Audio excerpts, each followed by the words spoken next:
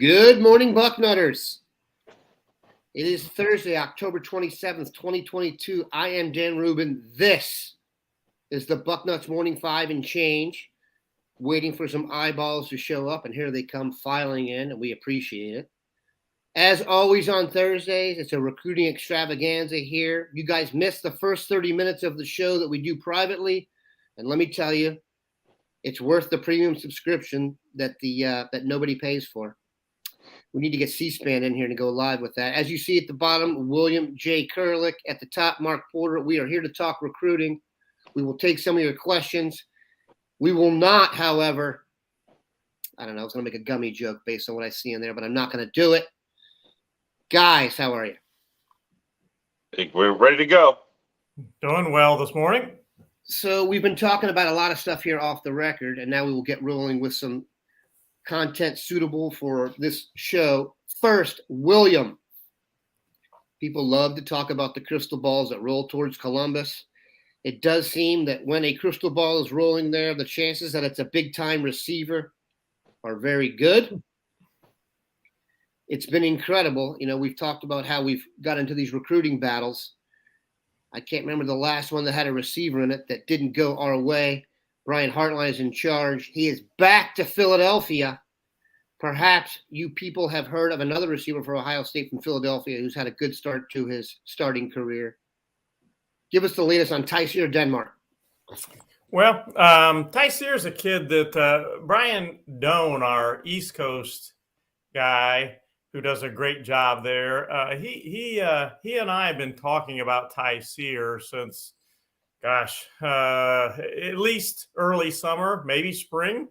And, you know, we both have felt, and Brian knows Tyseer certainly well, but we both felt that Ohio State is a school that Tyseer really likes a lot, to be honest. He's been to Ohio State. He also dropped, I believe, he's a top 10 or a top 12 at some point in the recent past. Ohio State obviously was on there, Penn State, Tennessee, and you know Tennessee's getting a lot of good vibe from top recruits now. Obvious reasons, they beat Alabama, and they seem legit this year. So those are the three schools that we've kind of talked. Brian and I talked about mostly recently with Tyseer. He did go to the Penn State whiteout last week. Ohio State seemed to come out of that none the worse for the wear, so to speak. He has talked about going to Tennessee, but yeah, he's got a November 24th date to announce, and I think that unless things change, that announcement will go Ohio State's way. Again, that's November 24th, so we're almost still a month out from that, and things can always change. A month in recruiting, kind of like politics, is a long time. So we'll see if it changes, but both Brian and I felt good enough to crystal ball him to Ohio State based on where we think Ohio State stands with him and you know, Ohio State's interest in him as well. Charles White may have gotten a hold of my pre-show notes, which I need to check on if that's the case. Did Denmark's upcoming commitment lead to Jeremiah Smith canceling his Michigan visit? Jeremiah Smith, for those who are not up to speed, is a class of 2024 wide receiver from Florida. Andrew Ivins, you guys have been on here many times. I've seen him on here many times. He is our Florida expert. He crystal balled Jeremiah to Ohio State a long time ago. I will get the date for you on that. Just in terms of quality of recruit, if Jeremiah Smith were to commit, he would be the highest rated wide receiver ever to commit to Ohio State.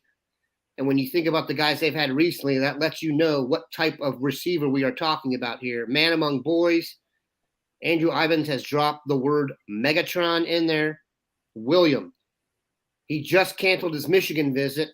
If anything else, we know he is an excellent choice of travel man.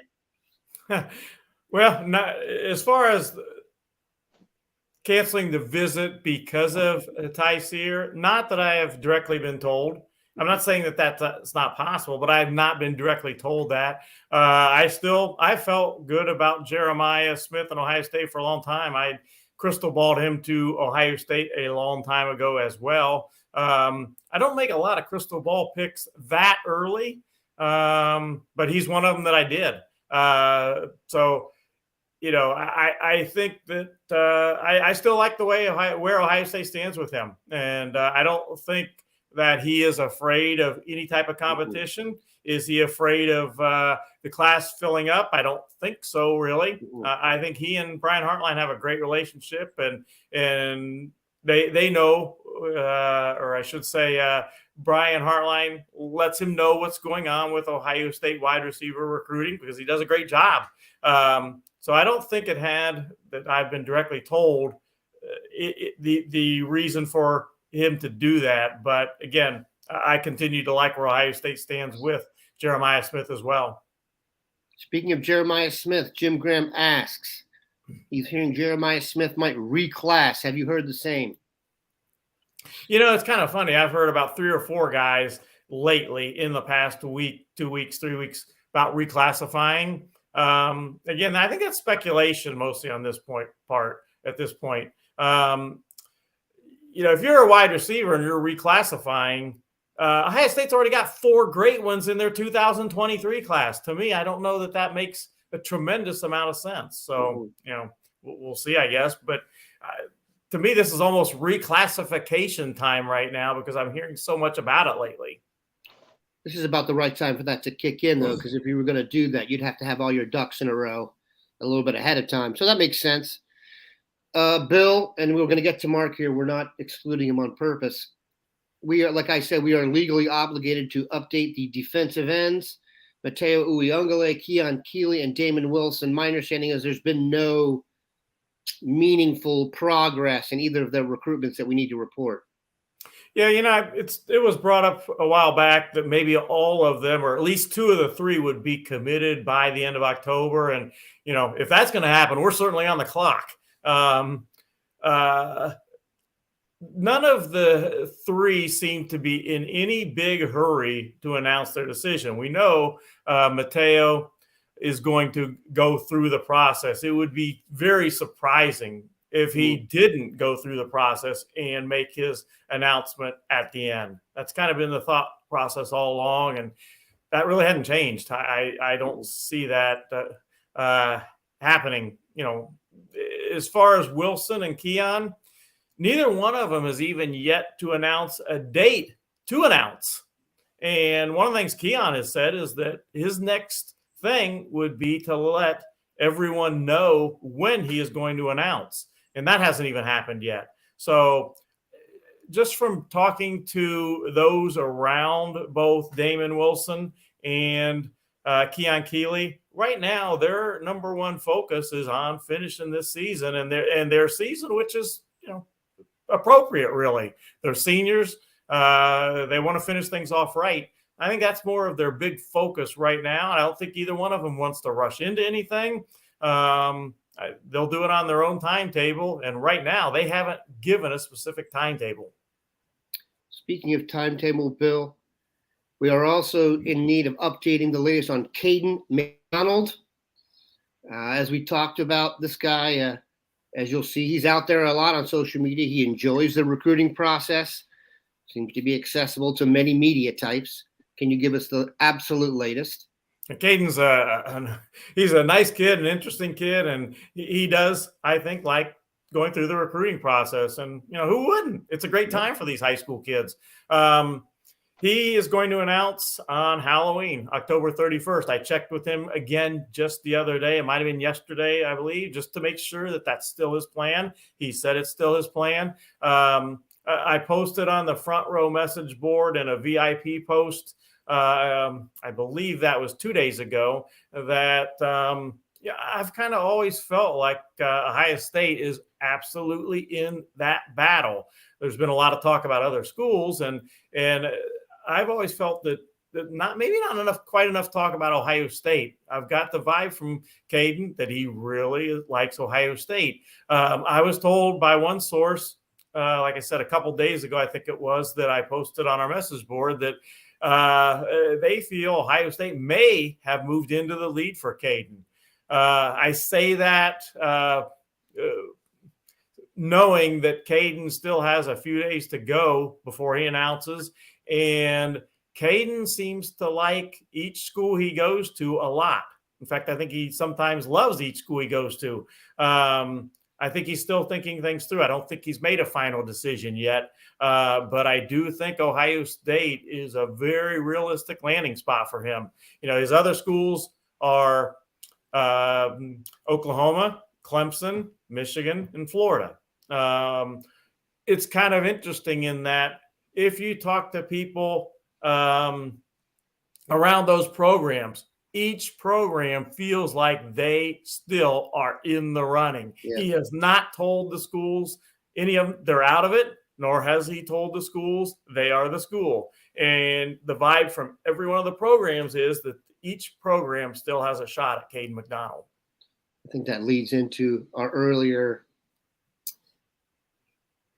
explanation that Caden is a fan of the recruiting process. So there'll be more websites and more scribes involved in his recruitment down the stretch than perhaps some others. I want to get to something we've been discussing. This has been all over our questions here, and it's been something we discussed before the show, and that is Jackson Smith and Jigba. And one thing we have all dealt with, either from covering it or going through it ourselves, is hamstring injuries. And there seems to be a ton of chatter now as to what's going to happen with Jackson Smith and Jigba. When the player spoke yesterday, people are reading into comments from others about whether he'll be back or not. I told the guys here, I have dealt with hamstring injuries my whole life. And when I saw Jackson come off the field most recently, the look on his face is that look of this effing hamstring again. And one thing about hamstrings, they are so sensitive. And really, the only thing you can do is rest, which makes them extremely frustrating. What do you guys make of the Jackson Smith Njigba hamstring gate, as it were? And what are your expectations for the rest of the season? Should he shut it down? This is a guy who's looking at the pro career here of extreme import. I can't see him sliding out of the first round, but we're talking about a guy who was considered a possible top 5 pick heading into this season. It'd be very difficult for him to get back into the top 5 or top 10, I'd assume, without playing again. But by the same token, doesn't want to get hurt again. Mark, what do you think? It's kind of a tough situation for the guy. Any theory I had that you had to be fast to pull a hamstring was totally blown, knowing you have hamstring issues. Oh, that's so hurts. Yeah. So I guess fast people aren't the only people that pull their hamstrings. Hamstring injury, you nailed it. It's one of those lingering things, and it probably never goes away. It's probably always there. When you open it up, you kind of are always worried about that thing, pulling back on you. As far as going pro or something, a hamstring injury is going to heal. Even the worst type of injury for the hamstring, couple months off, you're fine. And so in the off season, if he did choose to try to play one more time this year and maybe blow his hamstring out again, it's not like an ACL or an Achilles or something where you've blown a year in recovery. It's going to be an annoying offseason for you where you're probably not ready for the combine. You're probably not ready for your pro day, stuff like that. How much does that factor into this kid's brain right now? That's probably what his agent's telling him. You go back out there and pull this thing again. In February, we're not training the way we should be, and maybe you're not a top 5 pick anymore. And that's a reality in college football now where these guys are after their next paycheck. And a lot of times the reason they're going to Ohio State and being recruited there is because we're going to turn them into a pro player. So this was the goal all along for this kid. How much does he love his teammates, love Ohio State? How much can he get back in it for a Michigan game or a run at a, national championship? Maybe those things are important enough to bring him back. But you're right. A hamstring injury, it's one of those things where, boy, he could be out there for 3 plays again. And if, like I said, if you play fantasy football and your guy has a hamstring injury, you might as well cut him. Yeah, and the problem also is he heard it as he opened it up. He was fine on your 18 yards and in stuff, but when he had to flip it into 5th gear, and you really never do. I don't care what anyone tells me. You never really do that until you're in the game. Yep. Go to that special gear you have, and that's where the injury takes place. So I don't know, man. It's terrible. You have a good receiving core when there really isn't, we're not getting our Buckeye Nation or Bucknutters up in arms saying he has to get back or we have no chance. That's how good they are. The guys that are replacing him have been I wouldn't say as good, but have been in the mix, and he was the #1 receiver in the country coming in. So it's a shame. All right, we are at the 15-minute mark. Dan, I want to throw one. Let's take a quick break, 10 seconds, and we'll come back for Bill on that. And we're back. William, please comment. I got to throw one thing out there as far as Jackson Smith and Jigba. It's kind of an interesting take that I heard my old friend, longtime friend, Bill Conley talk about. I thought was kind of interesting. Bill and I go way back. He was the head football coach at Dublin High School when I was the head basketball coach, and that is way back. And of course, Bill was the recruiting coordinator at Ohio State, and we had many conversations over the years on that. And he mentioned, I thought that was kind of interesting, with Jackson Smith and Jigba, it may be right now to the point where he needs Ohio State more than Ohio State needs him, just because of what the wide receivers have done that have been on the field. But, from a standpoint of getting to where he wants to be, a top 5 pick, he needs Ohio State a bit too. So I just thought that was an interesting way to look at it, that it's turned out that with his injury situation, it may be that, again, he needs Ohio State a little bit more than they even need him, even with his tremendous talent. And I thought that was kind of interesting. It's truly incredible. I mean, there are certain things we take for granted here. I mean, I always tell people, if you're a Buckeyes fan and you root for any other team, you should be able to compare and contrast just how good the Buckeyes are. Like, if you have an NFL team you root for, they don't play as well as the Buckeyes on a consistent basis. I don't care who they are. Even if you're a Bills fan, you don't go into those games with the expectations the Buckeyes have now. So the idea that you can replace Jackson Smith and Jigba with Marvin Harrison Jr., who, like, I had an NFL guy tell me yesterday, he's the best one they've ever had. Joel Klatt used the term best in the world. There's no, I was going to say, yeah, that's a strong statement considering the fact we're not even sure if they play football on Mars. So that's just, it's incredible. Go ahead. We live in a world of what have you done for me lately, and that Rose Bowl performance that Smith had, nobody remembers right now. Right. Like, the scouts are going to go back to that, and it's going to seem like ancient history. And Bill might be onto something. Your stock was at a high point there, but stock really hasn't moved, and if anything, it's come down. Okay. And yeah, you might need to go back out on that field and put something fresh into the scouts' minds and everybody's minds that, yeah, you are still who you are, and you haven't been sitting around for a year not playing football, and you're not the same person that we saw in the Rose Bowl. But this is a world of what have you done for me lately? And Marvin Harrison, yeah, okay, now he's the candy of the month. Like, we like him now. So it's funny how you forget. And Jackson, he's not the elite Olympic level athlete that some of the other guys are. He doesn't have a 4.2 40 speed. So, it's not like he can just bank all his athleticism and stuff like that. I will say this.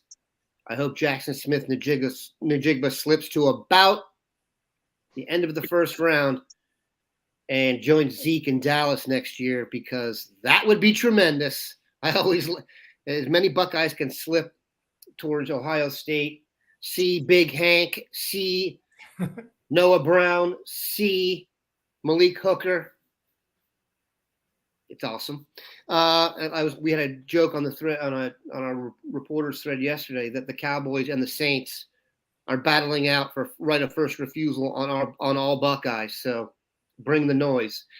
Mark, we are going to be putting out today your What Have We Learned and Eye in the Sky for Ohio high schools.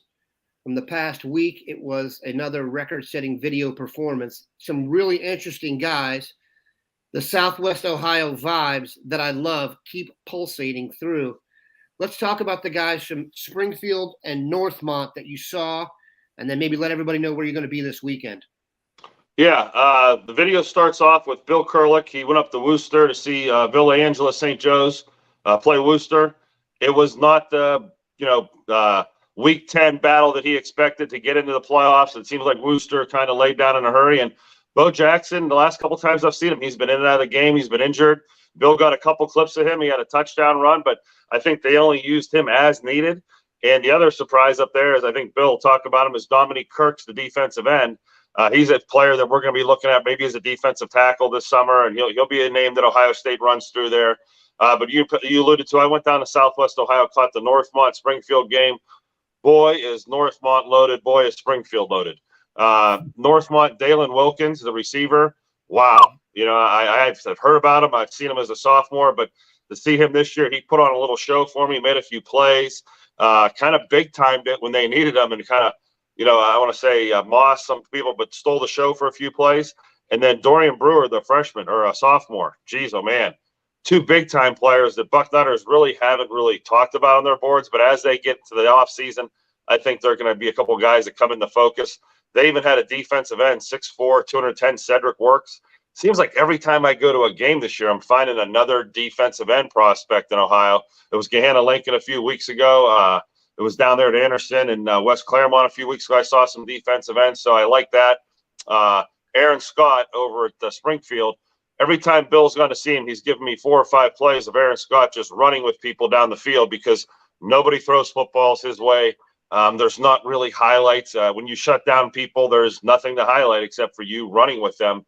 So we put a couple clips of his season-long highlight film on there so you could see him actually have some highlights because I was kind of getting tired of the boring, just locking guys down type show. There's an offensive tackle for Northmont I like. There's a quarterback for Northmont I like. There's another receiver for Springfield. There were prospects all over the field, at least MAC caliber prospects, maybe not for Ohio State. Akron East was the other place I went. At least 4 or 5 Division I players for Akron East. Kamara is the name we're going to be talking about. He's a linebacker, made a big-time play for me, and then he got hurt, knocked himself out of the game. I think he hit the kid so hard. And they have a nice sophomore running back, Zaire Stevens, with some speed. These guys already have offers from Pitt.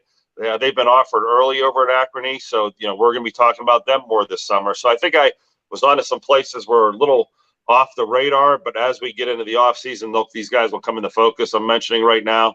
And then I got some Ursuline players on the film, some Mooney players on the film. We were all over the place. It's a 10 or 11-minute film with about 20 prospects in it. It's the best video you can get. Those of you who are fans of Mark's Buckeye and the Sky from the Ohio State games obviously know that we can pull it off on the high school gridiron as well. And you are headed back to Southwest Ohio this weekend. Is that possible, that we can be graced by your presence yet again? Yeah, I haven't seen LaSalle, and they're playing Winton Woods, and I haven't seen Coleraine and some other schools down there. So I'm going to try to bump around and catch a half of each. But Winton Woods, I can't wait to see Jermaine Matthews and the corners over there. And they have a running back, Trey Cornish, that has some SEC offers. He's a transfer over to Winton Woods, and he's been going beast mode this year. And we got to see how good he is. Is he one of those senior sleepers that Ohio State needs to take a look at again? There's always a kid like that pops up in Ohio, and you never know where it's coming from or what position, but we'll go down and check those guys out. I know there's a bunch of underclassmen for LaSalle and Coleraine I want to check out. Like you said, he is a senior, so yeah, slim pickings with seniors that pop up, but he's definitely a guy that statistically, and when I saw him at camps last summer, he was a bowling ball that ran hard, so that's the style you like.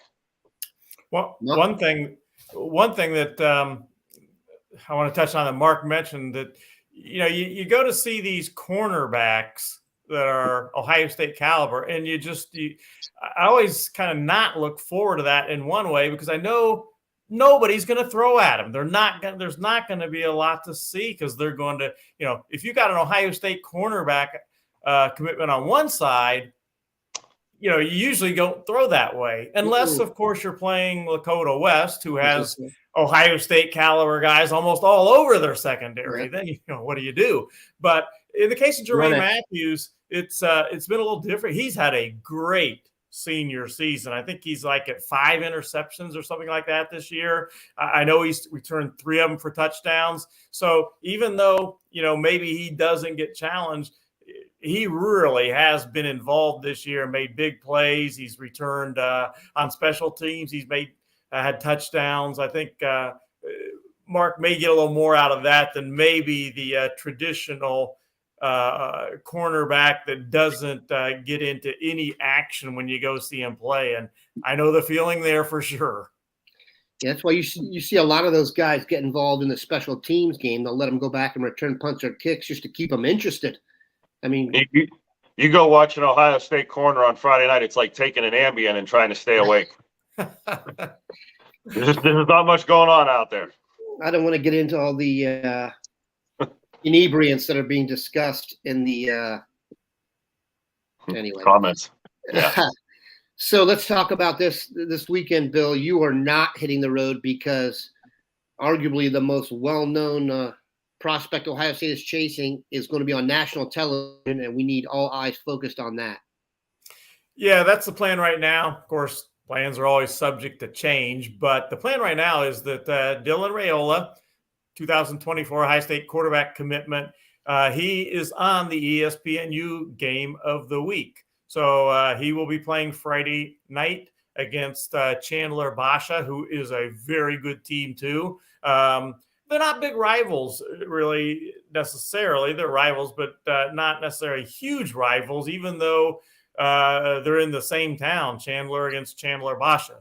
But that should be a very good game. Again, Dylan Raiola is the headliner there, but Basha's got a quarterback that is a major college guy as well. So there's going to be players all over the field that game that are big-time talents. Amari Washington from Chandler is a defensive tackle that Ohio State offered early. And again, Basha has their share of players. So right now, unless things change for some reason, that's kind of the plan, that Bucknutters will have a thread going on that game on Friday night. You can watch along with Bill too, as it's a national game, and we don't want to talk about quarterbacks that may be threatening current quarterbacks. That's a topic for another day, and Mark will make some enemies if we do that. So let's do this way. Ohio State is in Happy Valley this weekend. Noon kickoff. It's the anti-whiteout. If you like the Buckeyes, you need to give 15.5 points. Mark, what do you like? Take the Buckeyes. I think they're getting stronger. I think the receivers are coming along. You know, I don't think we're going to miss Smith right now. I think that the defense is going to start clicking even more. Like, as you build a defense, and I'm watching the complexities of it, the team's starting to play faster and faster. I can see those safeties rolling down. Even as I'm watching it, I'm seeing it better. Like, as a player that I've been watching it so much, I feel more comfortable with it. And I think as a player, I think this is the part of the year where you're so comfortable with your schemes and what's going on. And I don't think they're going to let Penn State upset them or give them a scare right before the end of the year. William, I assume Penn State's going to have a ton of recruits in the house, and they don't want to take a butt whooping. Yeah, there will be some outstanding recruits there, and I'll second what Mark said. I will go with the Buckeyes. A lot of points when you have two teams the caliber of Ohio State and Penn State. A lot of points to give at 15.5. I believe that's what you said it is right now, Dan. Yep. But I just love what Jim Knowles has done with the Ohio State defense this season.